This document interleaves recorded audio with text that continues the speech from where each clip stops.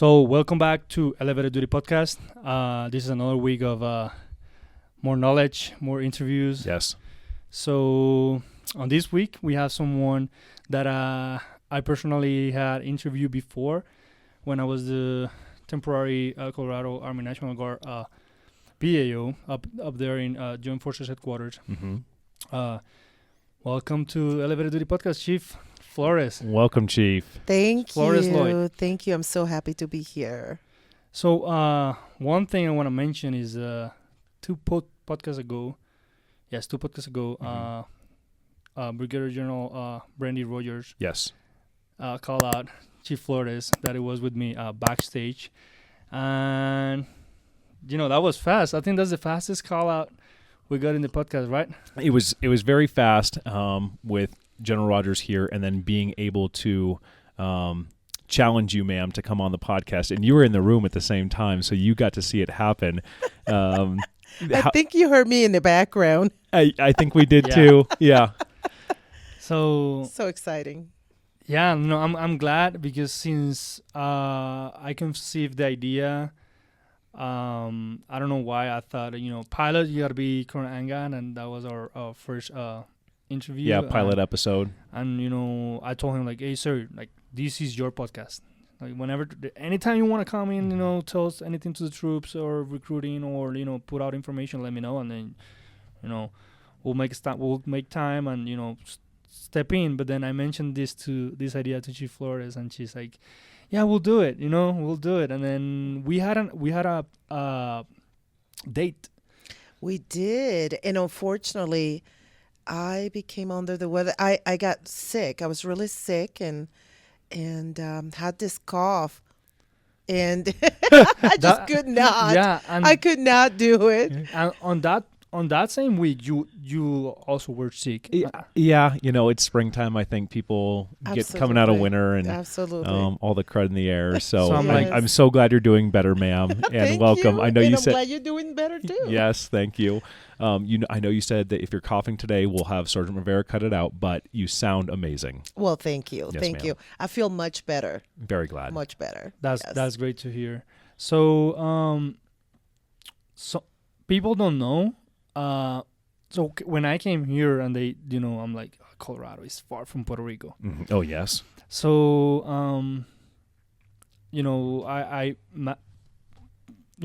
the life goes around, and, I end up being this temporary PAO up there for Army. Mm-hmm. And then one of the first, people I met there was Chief Flores.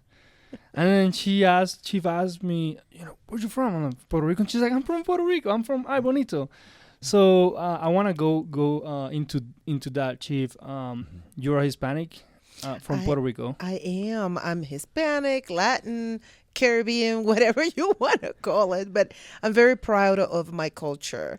And I really look out to those people that share that with me. And so I saw you, and I was like, I think he's Puerto Rican.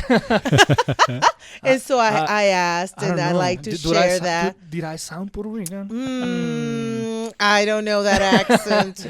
But so I'm very proud, and I like to ask where from the island you're from, because even though it's a small island, we have different cultures and traditions based on where we're from there. And I grew up in a mountain in the highest part of the island. That's Ay Bonito. They call it the Swiss of Puerto Rico because it's cold. Well, relative to Colorado. But it's still a Caribbean. But it gets down to the 60s and during Christmas, the winter But time. I think they Ay Bonito competes with Adjuntas for the coldest, the two coldest towns. It does. It gets cold. Like for Puerto Rico, I think the record is 40 something, and It Ay Bonito. is. That's the lowest. Ay Bonito and The Adjuntas. lowest I've gotten, I know. Don't Wow. laugh. Yeah, No. it gets to that. That's pretty cold for when I think Caribbean, 42 degrees. Yes, it does. And it's because of the altitude. Mm-hmm. Yeah. So so going back to that, Chief, can you tell us how was your childhood in Puerto Rico? Growing up. Oh my gosh. So I am the oldest of 9 children.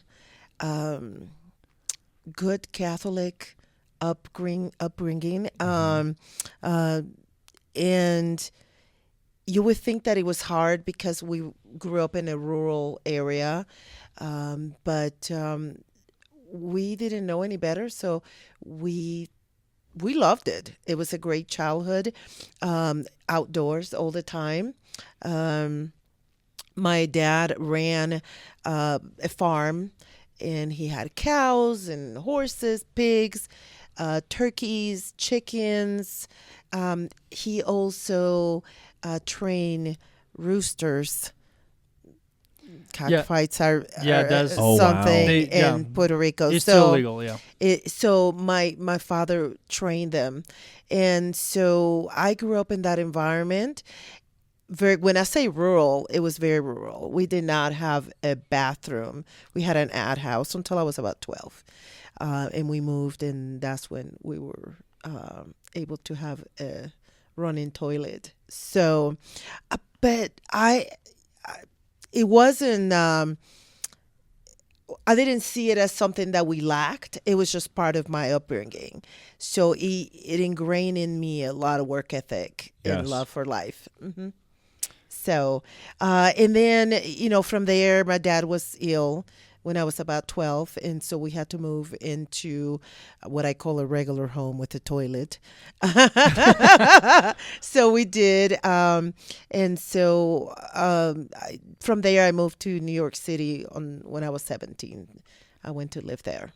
So, how was that change? Going from Ay Bonito, because I can pull it up.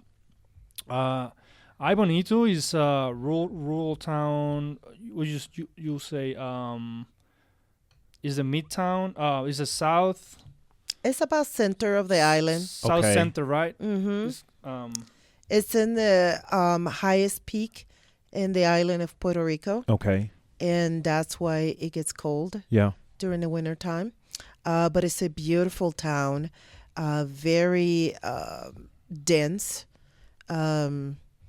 Not quite as El Yunque, which is a rainforest, but it's really dense. Okay. And we used to run through those dense forest type areas. And like you said, just being outside, ma'am, and growing up and I loved it. being in nature. And I loved it. yes. I loved it. And I can see here on the map, Abonito. Ay bonito.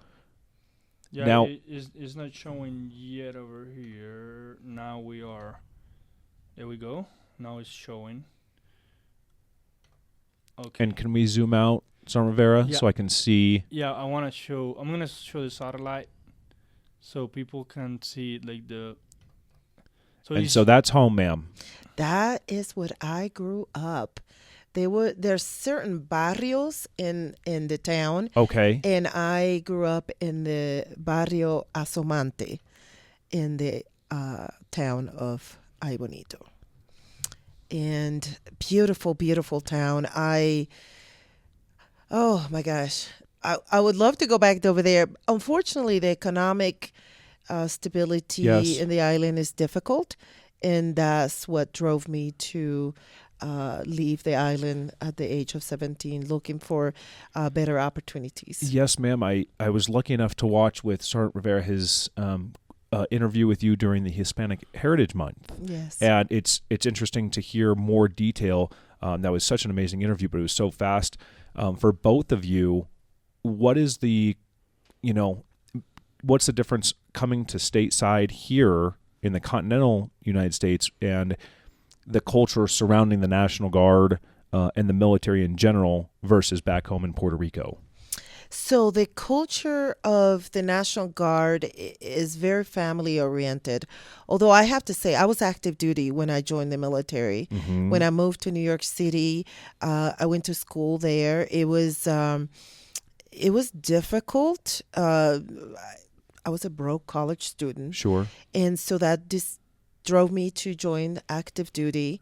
But the period of time between where I lived in the area to where I joined the military, it was difficult because I came from a very tight-knit family. Yes. It was very, we relied on each other.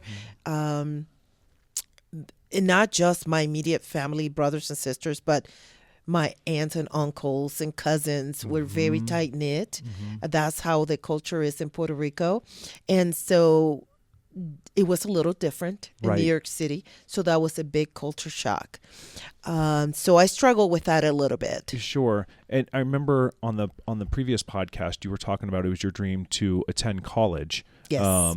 Did you know that you were going to serve in the military in some capacity when you came to New York? Was that a plan that you had talked with the family about? That was not a plan. Wow.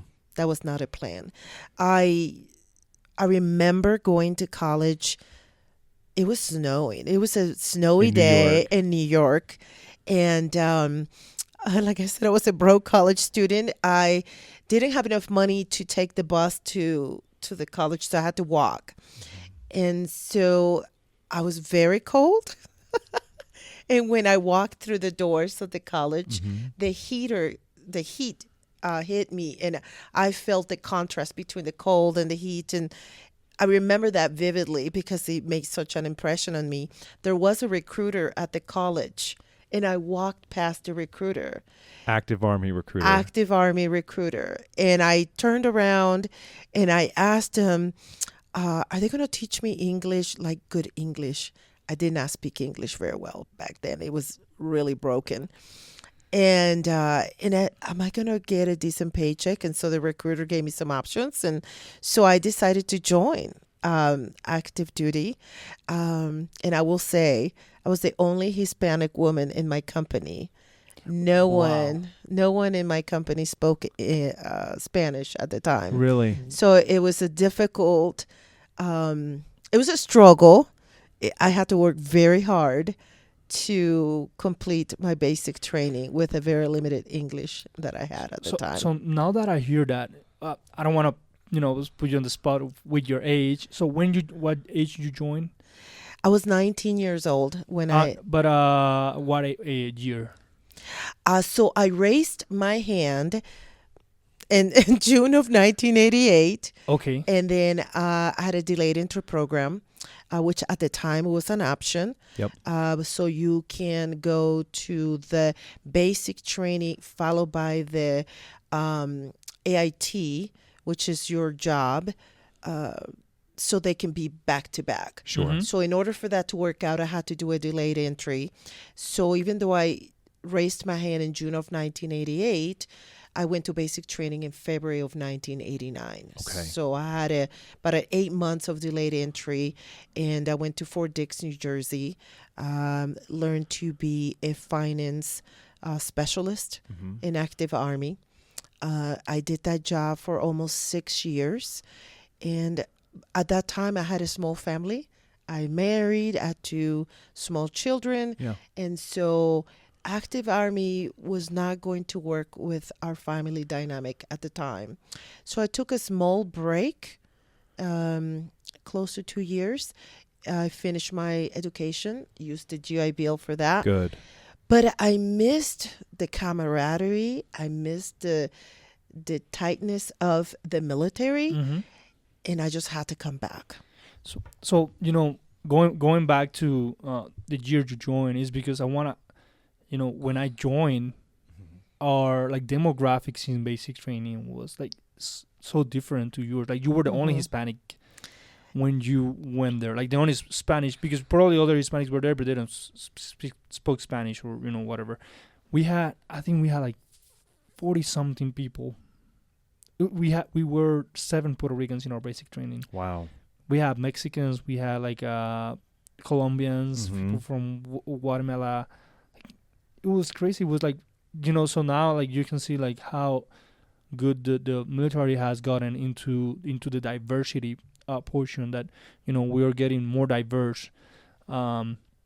Minorities like especially Hispanics are getting like in bigger numbers into our troops. Absolutely, and I love you said. I agree. The diversity is so amazing, and you mentioned it just now, Chief.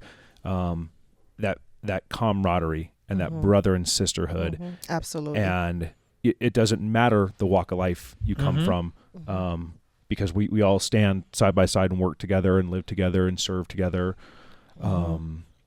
And so with active duty, when you had talked to the recruiter in New York and you joined, was the main driving factor for you to join the active duty Army for college? It was, I knew that they had educational benefits at the time, and I wanted my education, and I needed assistance. I needed financial assistance at the time. And I saw that as an option to, an avenue to complete my education. I did not know. I had a couple of cousins that had served in the military, but I was I'm the first in my family that joined to serve. Amazing, ma'am. And I did not think I was going to like it so much. And I think because coming from a tight-knit culture that I grew up in, coming into a military where the culture is so tight-knit, I think that helped me like it a little bit better. It felt normal. It felt normal. Yes, ma'am. Absolutely. Absolutely. And I missed that when I took that small break. Yeah. With the kids. I missed that. And so how long did you spend on the active duty side? Almost 6 years. 6 years. And then still in New York at the time? No, I left active duty out of Fort Carson, Colorado, believe it or not. And so during your active duty time, transferred to Fort Carson, Colorado. Absolutely, ended and finished your first term. Yes. Active, and then took a small break living still in Colorado Springs? I stayed in Colorado Springs. Okay. I decided my in-laws lived in Colorado Springs at the time, and so they were a big part of my village. And so I couldn't have done what I have done without them. And so that was very important to me that they knew their grandparents. My children did. And so they were a big part of my life. So after I finished my associate's degree, I missed the military. I decided to come back. And I had a small stint in the Army Reserves. Yes.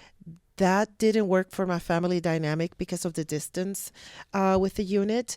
So I chose to join the Colorado Army National Guard. You just mentioned that small distance. So when you were looking on getting back in, did you sign with the Army Reserves before you came over to the Guard side, ma'am? I did. And for some of the viewers, you've lived it. Can you help explain for those that are watching or interested or talking with a recruiter in the state of Colorado? Everyone always asks, what's the difference between the National Guard and the Reserves? And there's quite a few differences, one of them being training locations.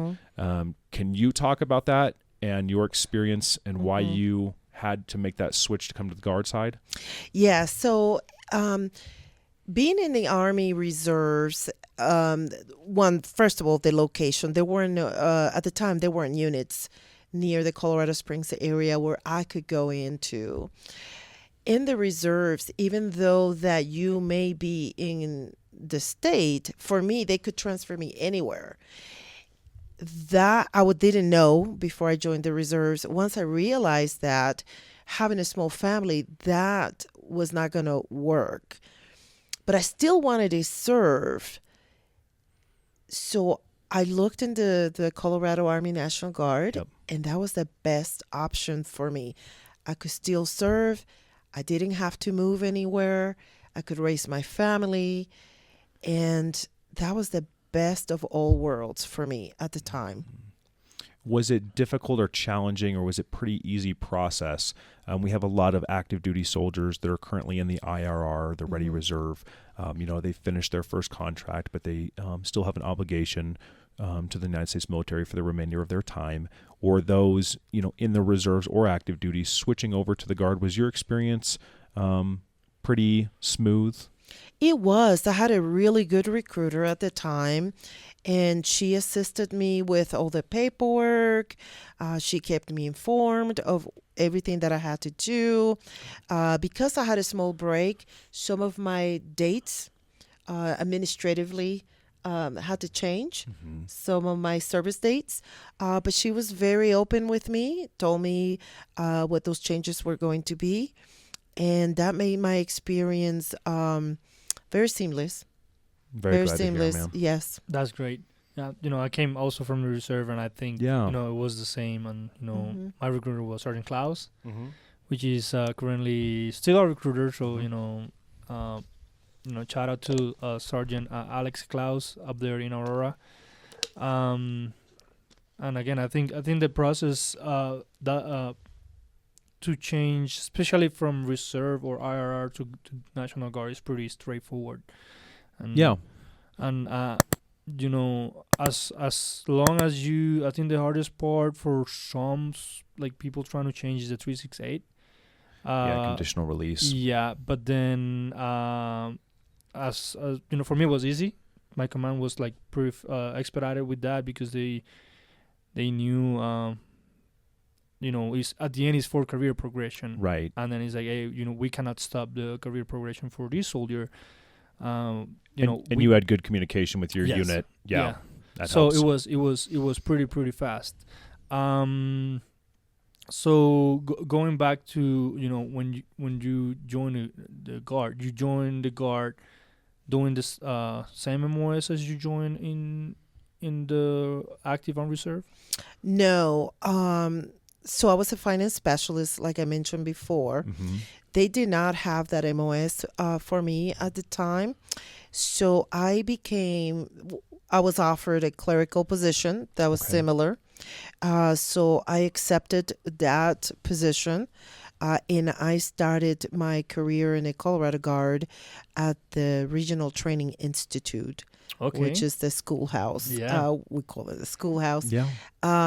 And so I was working there in their S1 section, which is where the all the administrative things happened, human resources actions. And I began there. I was a Sergeant E5 at the time. But I was assigned to do personnel work for the Officer Candidate School Program, the OCS program. At the time, the RTI had the regional OCS, so we had students from our regional states. They came to the program, and so I processed their federal packets so they could get commission. So that was part of my job. I met some great people there that to this day are still my mentors. While I was there, I met Lieutenant Colonel Enga. He was one of the students. I remember him going through the program. That's great. Yes, I remember him. We have some great memories of him going through the program. But while I was there, I wanted more. I had thirst to make a difference with soldiers. So I had a now retired Sergeant Major Lawrence, Command Sergeant Major Lawrence, who retired as a senior enlisted leader for the Colorado National Guard. He encouraged me to become an instructor. Yeah. And so I became a BNOC instructor at the time. Okay. Which is now SLC, I think, Senior Leader course. Yeah. I'm not sure, but one of those courses. But he encouraged me to be a BNOC instructor, so I became an instructor, and I was doing that as my drill weekend position. Okay. And then I was hired as a Department of the Army civilian on a Title 32 status. For those that don't know, Title 32 indicates that although you are being paid as a Department of the Army civilian, you wear your uniform and the rank that you are. So I was the readiness NCO at the RTI So continue to do that job while on the drill weekend being a BNOC instructor. I loved that job. Being an instructor. I loved being an instructor. I felt that I was making a difference, that I was imparting wisdom to the students that came through. And as a female soldier, I felt like I was being an example to other female soldiers that felt intimidated about teaching or facilitating classes. It's like, if I can do it with my accent, you can do it. So I was very driven to do that. But then I had some mentors that saw more potential in me. Yes. One of them is now retired Brigadier General Robert Balster, and now retired Command Chief Warrant Officer Linda Blinko. And they pushed me to apply to be a warrant officer. At the time, they were just beginning the very first warrant officer candidate school at the RTI. Yep. And so I was part of the very first class. Wow. That graduated from the RTI there. So it was very challenging doing that on my drill weekends and being the readiness NCO at the RTI. But they pushed me to do that.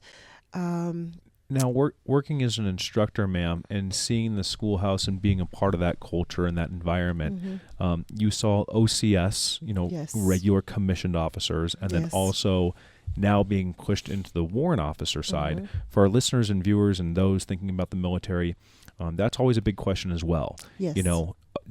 Sometimes there's a little confusion on.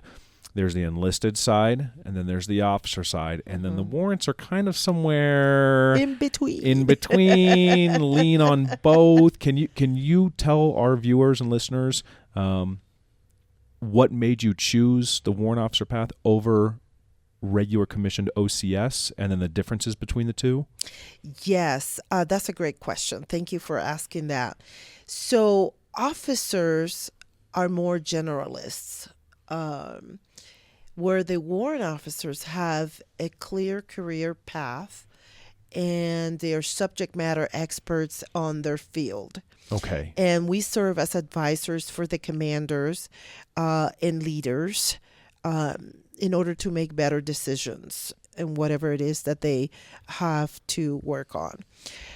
So I felt that in the human resources field, in helping OCS, I felt that I was really good at that. Yes. I was really good at my craft.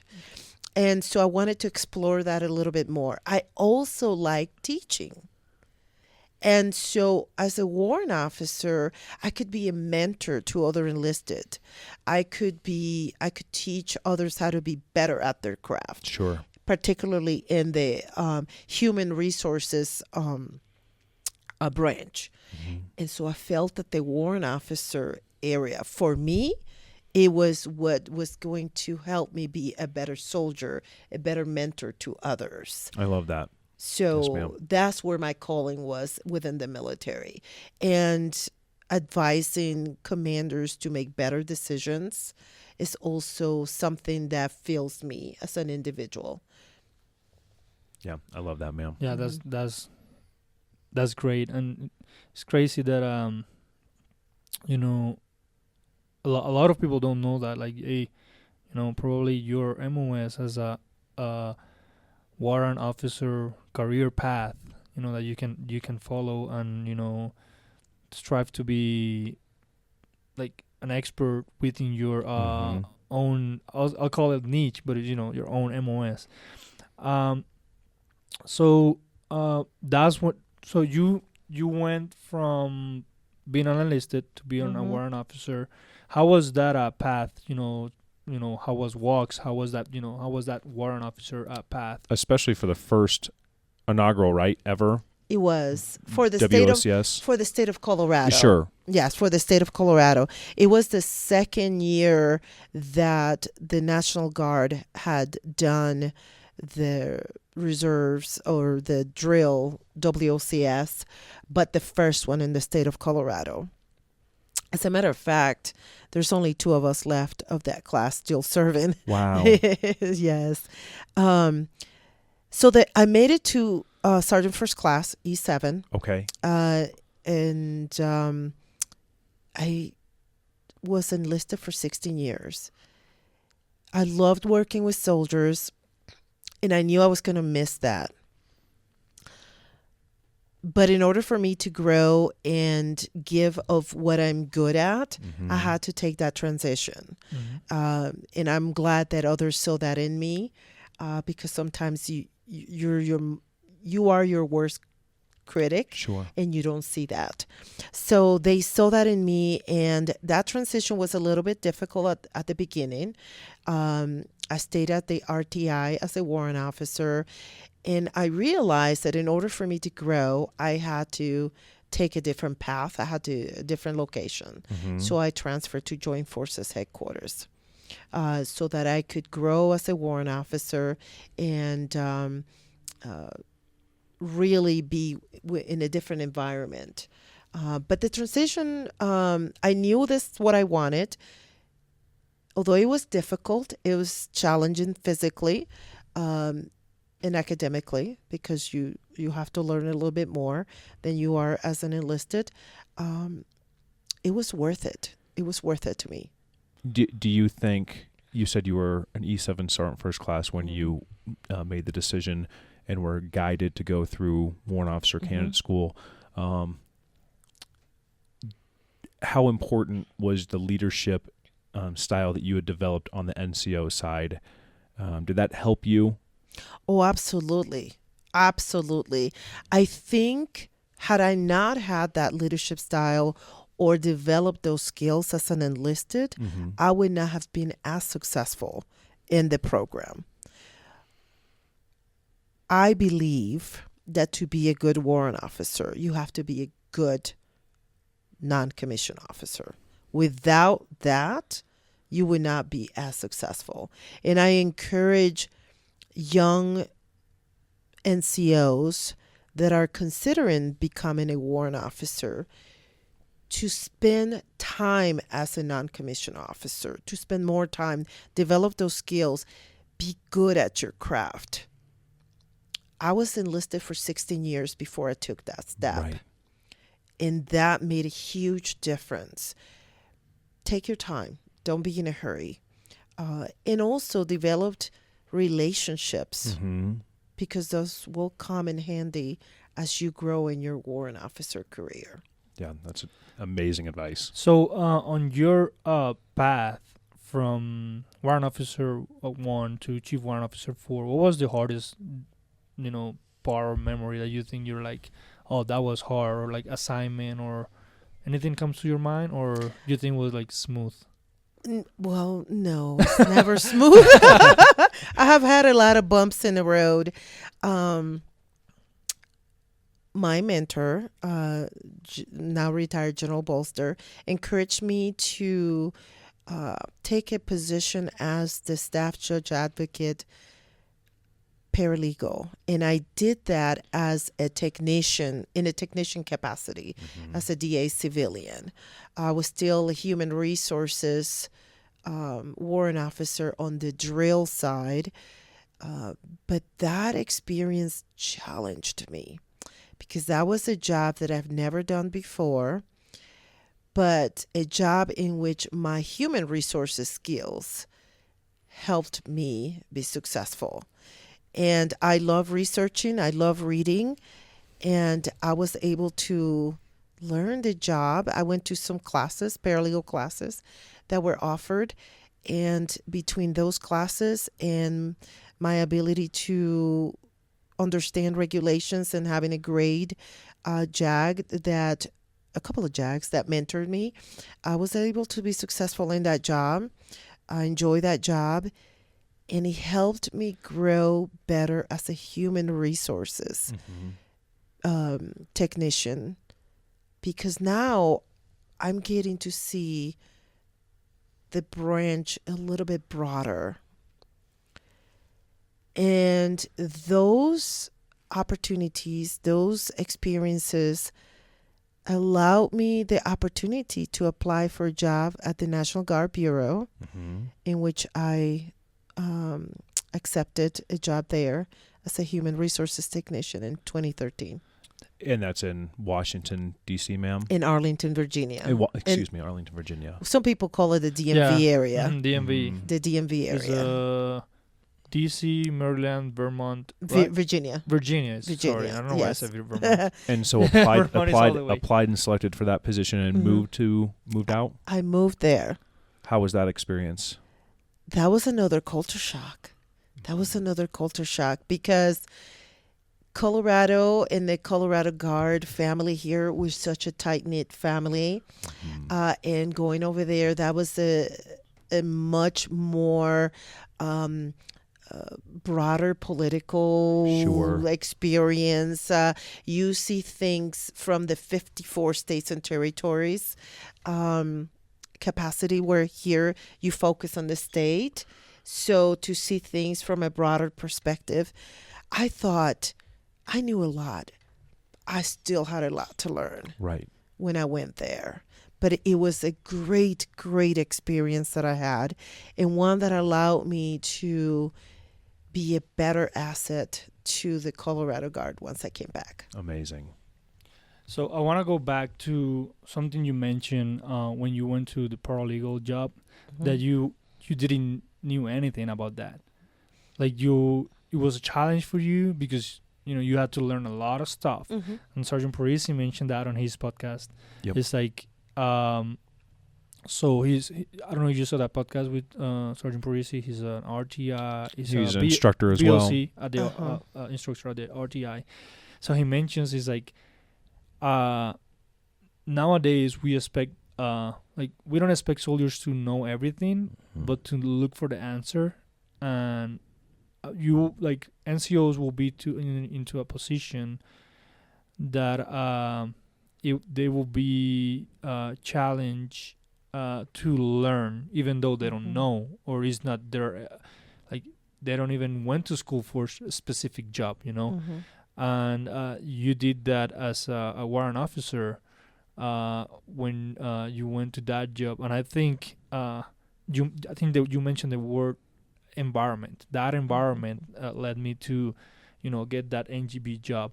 So it's crazy how things go in the military, that you even though you believe you are not the best fit for that position, take it, learn, fail, right, make the best of it. Yes, ask questions, I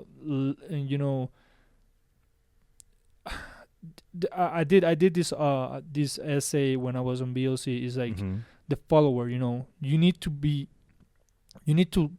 let your leaders lead you. Like if you don't do that, then you're not gonna progress in the military career because you believe you know everything. It's like just let your leaders lead you, and then you'll be a good leader. Once you get into that position. So I wanted to touch on that because some people probably they're currently thinking I'm the perfect fit for this job I'm applying. Apply. You don't know what Right. You don't know what you could end up doing, and it might be the best decision you take for your career. Absolutely. And one of the things that I learned growing up, one of the skills that I developed is being humble. You wouldn't think that would be a skill, but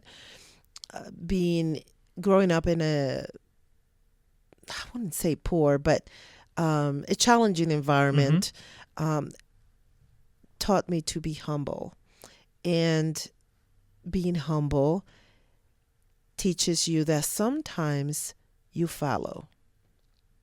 And part of being a good leader is learning to know when to follow and when to be led, as you said. And so I knew in that part of my life, in that part of my career, I needed to be led. I needed someone to tell me, you can do this. Right. And I trusted them. And I pushed myself because there was a little bit of pride in me saying I can't let them down because they trusted me. Mm-hmm. So obviously they see something in me that I don't see. So I'm going to follow this, and I'm going to see where it takes me. But I put in a lot of work. I also put in a lot of work. I'm a lifelong learner. I open regulations. I learned. I attended classes. I asked questions. I've asked mentors, what would you do in this situation? What do you think is a good avenue for me to take? I had a lot of bumps in my road, but I used those experiences to help me be better, Mm-hmm. not to be bitter. Mm-hmm. I like that. And so I use all of that, and I am a better person and a better soldier, a better peer, a better leader, a better subordinate because of all those experiences put together. And that is the beauty of the Colorado Army National Guard, is that I have been surrounded with amazing leaders, and also leaders that have been challenging, but even those leaders have taught me a lot, Sure. because those leaders have helped me look at myself and say, Elsa, let's do it better. Let's do it better. Let's use these lessons, these experiences to teach other people how to be better soldiers. It's one thing I look back at our podcast and senior enlisted and senior officers and senior warrant officers, Mm-hmm. ma'am, and I have not heard a story, and we have talked about it on the podcast before. Our leaders, our mentors, they don't want us to fail. We don't want our soldiers to fail. Mm-hmm. And you would say that's your experience too. You may be pushed, you may be challenged, but at the end of the day, it's the best for yourself and the organization. Would you agree? I agree. I really do. I think that sometimes when we are in the midst of our challenges and our problems, we don't see what we're capable of doing. And that's what we have leaders that have much more experience than we have, that can see beyond what we can see.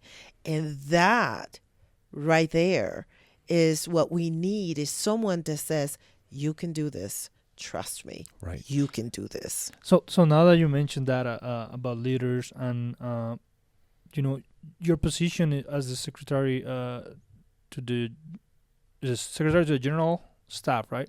Secretary to the General Staff. Yeah. Mhm. So you work on a daily basis with basically the general for the Army, Colorado Army National Guard, and the Mhm. chief of staff. Like, that's your job. So, how challenging is that? Like working with all those meetings, conversations here and there. All that planning. How challenging is that job?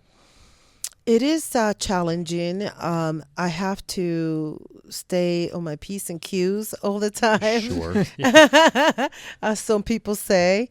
But it has also been very rewarding to learn from such individuals that have much more experience than I do.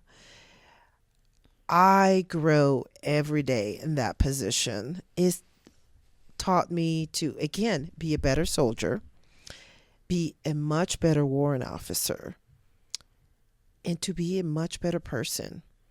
I get to work with General Rogers. I get to work with General Fenner. I get to work with Colonel Martinez, Command Chief Warrant Officer 5, Mike Kopic, Command Sergeant Major John Assad. These are incredible leaders that have gone through so much to be where they are, and I get to be in the midst of them. I am so grateful for that opportunity. I'm so blessed for that opportunity. And I'm also aware that part of my hard work contributed for me to be able to have that position. And I encourage others to look up to positions like this and others and work hard and have them in their little review mirror, or put a little sticky note on their desk and say, this is where I aspire to be, and go for it. Go for it. Make this a career. It's a good career. I love that, ma'am.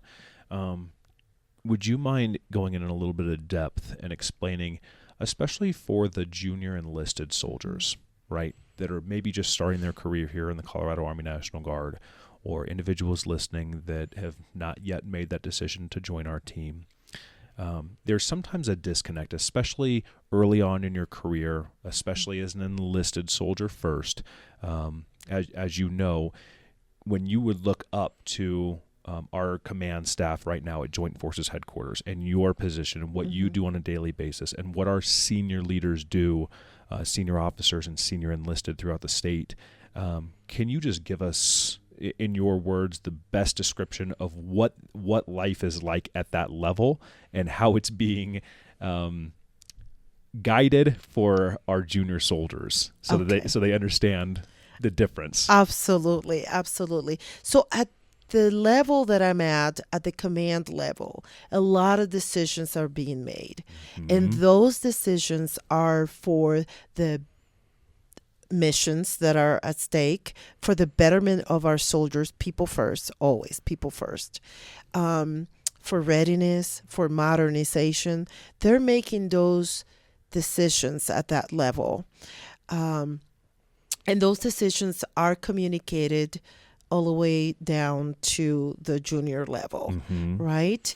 Obviously, not everything can be said. Some things have to be kept at the level that we're in, and that's necessary. But I want those junior soldiers to understand that all of them are working for you. They are working for you, with you in mind, and also for our community, for the mission that we have, which is to fight and win the nation's battles, right? To support our communities. That is what we do. But at that level, they're working tirelessly for that. Absolutely. So, Chief, one thing I want to say is, like, when I worked there, I don't know, 3-4 months there, one thing I saw was that is like, hey, they're tracking everything. Doesn't matter, what unit you are. If there's an issue, they're tracking the issue. Right. So be at ease that if there's an issue down in any unit that it concerns the headquarters level, that level, like Chief of Staff, General Rogers, they're gonna take care of it. They're tracking everything. They're looking down and they're tracking that. So and that's when I go to my MD unit, the MECPOD, and some soldiers will mention some, like, I don't know, issues, or we should do this, because soldiers will speak on the formations, Yeah. and then I'm like, leadership is taking care of that. So I think that once you're on a detachment or unit level, you don't see that. But once you're on both sides, you're like, oh, they're tracking, but there's a process that needs to happen in order to take care of that issue. So right. There is a process, and we are human. We are an organization formed of humans, and sometimes there are ways that things can be done better, but know this: everything is done with you in mind. And the soldiers, man. The soldiers in mind. Yes, with the soldiers in mind. And of course the mission. But yes, they work very hard to improve the life, the training, the readiness, and the modernization of the organization every day. That's what they do. Yeah, I love to hear that. So I think that's a great way to wrap up our podcast today. There's always 2 mandatory questions, right? Yeah. The last question I wanted to ask you, ma'am, is what's next? And so, in your current position, what is the next goal? You've worked so tirelessly since home in Puerto Rico to New York to active Army to coming to Colorado. You did the reserves, you did the National Guard, instructing, switching over to the warrant officer side, working your way up. And what's the next challenge for you? Okay, so I have looked at retiring. So in 2025, I'm looking at retiring. It will be almost 37 years of service for me. So I have earned that. Absolutely, ma'am. Yes. But I am very faith driven in my personal life, and that has also driven some of my decisions in the military. So I am going to continue serving in my faith capacity. That's what I would like to do. And so see where that leads me. So I'm so happy That's to hear great. that. Yeah. And congratulations early. Thank Yes, ma'am. you. Thank you. Amazing career. Oh, thank you. I'm very, very excited. And I just encourage young people. I had bumps in the road throughout my careers. And I will be honest with you. There were times where I wanted to throw the towel. But my family, my brothers and sisters in arms, carry me when I felt I had nothing else to give. I will say that if you do not know where to go, give us a try. Give us a try. Even for a period of time, you will not regret it. It is a great career. It is a great career. I love it. That's great. Yeah, and so the end of the last two that we normally do is you've seen the call outs, ma'am. You've been called out yourself. Who is Yes. next? Who would you like to see come on and tell their story? Oh, I would love to see my other classmates that was in the very first class with me. Okay. And that is the Command Chief Warrant Officer for the Colorado Army National Guard, Mr. Michael Kopic. Him and I are the only two left from our class. Soon he will be the only one. He has a great story. I would love for him to come and tell his story. And share his experiences as an enlisted soldier and how he came about taking that choice to becoming a warrant officer. And I have one more, if possible. Absolutely. Yes. As many as you would like to name right now. Let's get Okay. them out now. There is this battalion, one of our battalion commanders, Okay. Lieutenant Colonel Little Owl. Jason Little Owl. This is my commander. Yes. I would love to hear his story. I think people will benefit from hearing his story. I think it will be great to hear it. And then lastly, Command Sergeant Major John Assad, the state Command Sergeant Major. He retires this year. I think Yeah, we gotta get him. we right before have he to goes. get him before Okay. he leaves. He has a great story. He's a great soldier. And I have learned a lot from him. I think he needs to come. I love that. Thank you, ma'am. Yes. And before you go, I know you're busy. For the community, individuals watching that want to join the National Guard, our soldiers currently serving, enlisted, warrant officers, what advice? I mean, you've been so good this podcast, and there's so many things that we're going to be able to clip. The words of wisdom that you have, they travel so far. But something that you would like to say to the community, a quote that stuck with you, advice that you've been given that you'd like to share for our soldiers or community, anything that comes to mind? Wow. What comes to mind for me is relationships are so important. Relationships, personal life, work, community, your faith, it is so important to carry you through. You need that village. And that's what the Colorado Guard has been for me. It has been part of my village. It has been part of my community. And I encourage you to work on those relationships. And hopefully we are one of them for you. Find a good recruiter, someone that is candid, asks a lot of questions, and just work on that. Work on on those relationships is what I have to say. It's what's made me get through what I'm gotten through so far. So I'm gonna have to rewatch and think about a lot of the stuff you said, ma'am. It's very, very, very good. Thank you so much. Thank you so much. And thank you for having me here. Yes. I'm so proud of the two of you in doing this. Thank you, ma'am. I wish you a lot of success. Thank you, ma'am. As always, CO National Guard. If you're watching Yeah. on YouTube, hit the like, share, share it across platforms. Hit the notifications bell. Yeah. Go back and comment. Watch the previous videos that we've done, and I'll hand it off to Sergeant Rivera to close Yeah. this out. Yeah, so, as Sergeant Rico said, do all that, and, main thing, comment. Chief Flores is always there commenting, and we see her feedback, and we read you, we read you, we reply back to you. So, go down there, share who you think needs to be back. Probably we're not tracking someone, or he hasn't been called out. Just drop it down there in the comment box.